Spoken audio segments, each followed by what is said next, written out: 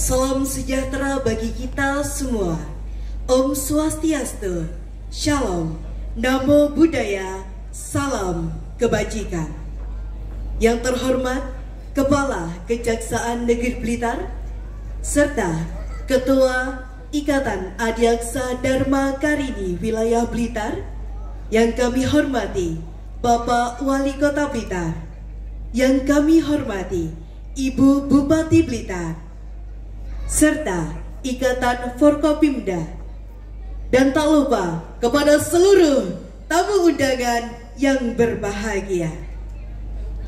Puji syukur kehadirat Tuhan Yang Maha Kuasa yang telah memberikan segala nikmat sehat yang begitu luar biasa, sehingga kita dapat berkumpul dalam memperingati Hari Bakti Adiaksa ke-63. Hadirin yang berbahagia, dalam setiap kehidupan bermasyarakat dan berbudaya, berbangsa dan bernegara, pastinya kita tidak akan pernah terlepas dari sebuah aturan yang biasa kita kenal dengan sebutan hukum. Oleh karena itu, pada kesempatan ini, izinkanlah saya, Ernita Yulia Rahma dari SMK Negeri 1 Blitar, untuk menyampaikan sebuah pidato dengan tema Restoratif Justice sebagai perwujudan kepastian hukum dan keadilan yang humanis. Hadirin sahabat muda, berkaitan dengan hal tersebut, pastinya kita masih bertanya-tanya, apa itu restoratif justice, hadirin? Menurut seorang ahli kriminologi berkebangsaan Inggris, Tony F. Marshall, dalam tulisannya Restorative Justice An Overview, mengatakan, restoratif justice merupakan proses ketika para pihak yang berhubungan dengan kasus tindak pidana secara bersama-sama memecahkan masalah dan menangani akibat di waktu yang akan datang. Dari definisi tersebut dapat disimpulkan bahwa penyelesaian kasus tindak pidana dengan menggunakan kebijakan restoratif justice lebih mementingkan kesepakatan antara kedua belah pihak perkara dengan kepentingan masa depan. Hadirin sebangsa setanah air, sebagai contoh, di kota asal kita sendiri ada salah satu kasus restoratif justice, tepatnya pada bulan Mei lalu, yakni kasus tindak pidana yang dilakukan oleh seorang kakek di Kecamatan Talun yang melakukan tindak pidana pencurian tabung gas LPG, yang dilansir dari detik.com. Sementara kasus lainnya yang dilansir dari kompas.com, ada seorang suami bernama Muhammad Arham yang nekat mencuri motor demi membiayai persalinan sang istri pada tahun 2022 lalu. Hadirin yang berbahagia, seperti yang diketahui, penyelesaian kasus tindak pidana dengan menggunakan kebijakan restoratif justice dilangsungkan sesuai dengan persyaratan yang berlaku. Apa itu persyaratannya, hadirin?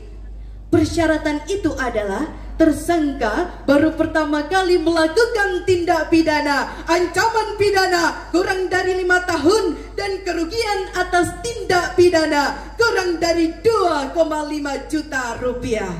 Seperti halnya yang sudah tertera dalam kebijakan restoratif justice melalui peraturan Jaksa Agung nomor 15 tahun 2020 yang diundangkan pada 22 Juli tahun 2021, yang mana perkara tindak pidana ringan atau tipiring selesai tanpa kemeja hijau. Hadirin, selain menciptakan keadilan yang humanis, restoratif justice juga mempunyai maksud lain. Apa maksud lainnya? Yakni untuk mengurangi overkapasitas lembaga pemasyarakatan yang ada di Indonesia. Persoalan kelebihan kapasitas lapas yang ada di Indonesia ditambah minimnya fasilitas-fasilitas yang dapat menimbulkan tekanan-tekanan psikologis bagi narapidana, sehingga dapat membahayakan keamanan dari lapas itu sendiri. Belum lagi kemungkinan besar para sipir tidak dapat membendung aksi anarki dari para penghuninya. Hadirin yang berbahagia, berkaitan dengan hal tersebut dapat ditarik benang merah bahwa negara kita adalah negara hukum yang dimana segala peraturan sudah tertera dalam Undang-Undang Dasar Negara Republik Indonesia tahun 1945. Maka selayaknya kita sebagai generasi muda untuk senantiasa menjadi generasi muda yang tangguh, generasi muda yang dapat memajukan bangsa tanpa adanya keterlibatan dengan sebuah kriminalitas. Rawe-rawe rantas, malang-malang tuntas. Ayo kita berantas segala tindak kriminalitas, karena itu tidak pantas. The young today is leader tomorrow. Pemuda hari ini adalah pemimpin di masa yang akan datang. Hadirin yang berbahagia, sebelum saya mengakhiri pidato, saya ingin menyampaikan sebuah pantun.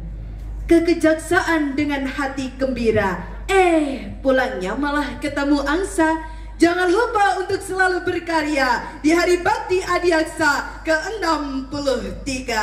Demikianlah yang dapat saya sampaikan. Semoga dapat bermanfaat bagi kita semua. Wassalamualaikum warahmatullahi wabarakatuh. Adiaksa Jaya luar biasa. Terima kasih.